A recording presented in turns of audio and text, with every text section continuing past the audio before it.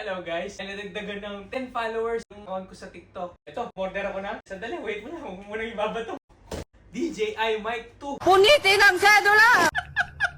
Unbox na natin. Sabi, baka naman, butan mo ko ng kutsilyo. Kaya na siso. Huwag mong ibabato yan. Tara, buksan na natin. Excited na ako guys. Ilang araw ko itong inabangan. Actually, in-order ko to nung August 10 pa. Anong day na tayo ngayon? August 20 na. I'm so excited to open it na kahit na hindi ko alam kung magagamit ko ba to. Hindi ko rin alam kung anong may tutulong. Kumatot tinagay mo dito! Sana yung DJI mic na to, mabigyan ako ng magandang kinabukasan. Hindi ko rin alam guys kung anong magandang may dudulot nito sa buhay ko. Na-influensyahan lang ako nung kasama naming doktor, si Dr. Esam. Shoutout Dr. Esam, thank you for the recommendation. Nanginginig pa ako. May kasama siyang DJI mic, USB 2 light adapter. Ayan, ito na siya. DJI mic Mini 2.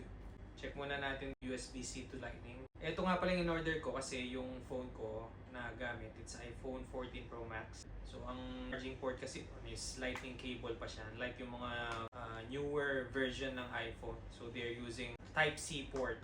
Kailangan ko pa nito para lang magamit yon. So thank you dun sa shop na in-orderan ko. Kasama na to dun sa binili ko. So no need to purchase another one. So it's a package. Ano buksan to? Kailangan ko pa rin gunting abi para ma-open ko. Sorry.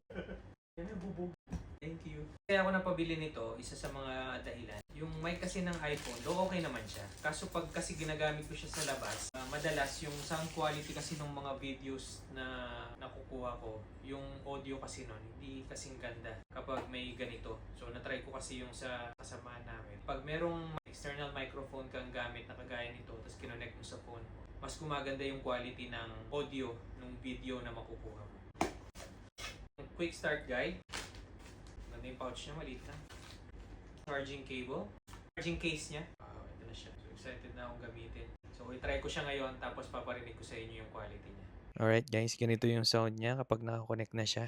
So yung DJI Mic 2, para magamit mo siya sa iPhone, kailangan i-download mo muna yung DJI Mimo app. After downloading it, isaksak mo lang yung transmitter dun sa iPhone mo. Tapos i-on mo lang yung dito sa mic mo, automatic na siya. Wala man akong ginawa guys. Dinownload ko lang yung DJI Mimo app. Tapos Okay, cut! hindi pa tapos. May bumubulong doon sa likod. O sige, hanggang dito na lang guys. Thank you for watching. Bye!